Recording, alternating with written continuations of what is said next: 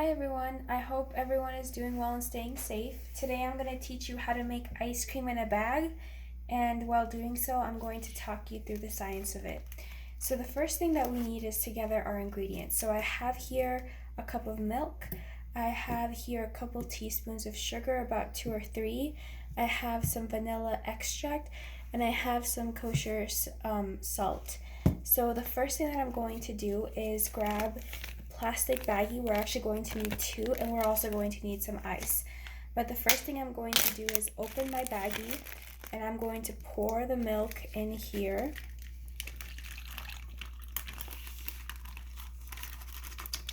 And now once the milk is poured, the next thing that I'm going to do is I'm going to go ahead and add my 2 or 3 teaspoons of sugar. And so now I did that.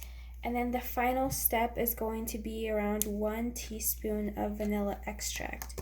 So I'm going to grab this here and pour in a little bit to give our ice cream a vanilla flavor. And so now you can just quickly mix it a little bit, but it's not very important to mix it all the way because we're going to be shaking this bag a lot, and that's going to mix the ingredients for us. So now that I've set this aside, what we want to do is we want to close this bag, and we want to make sure that we take out as much air as possible. So I'm going to squeeze this bag a little bit and then zip it up so that there's not a lot of air trapped in here. And now the final step is I want to take my other Ziploc bag and I want to fill it up with ice. And once I fill it up with ice, I'm going to go ahead and add my salt. And so the reason that I'm going to add salt is because salt actually affects our temperature of our solution.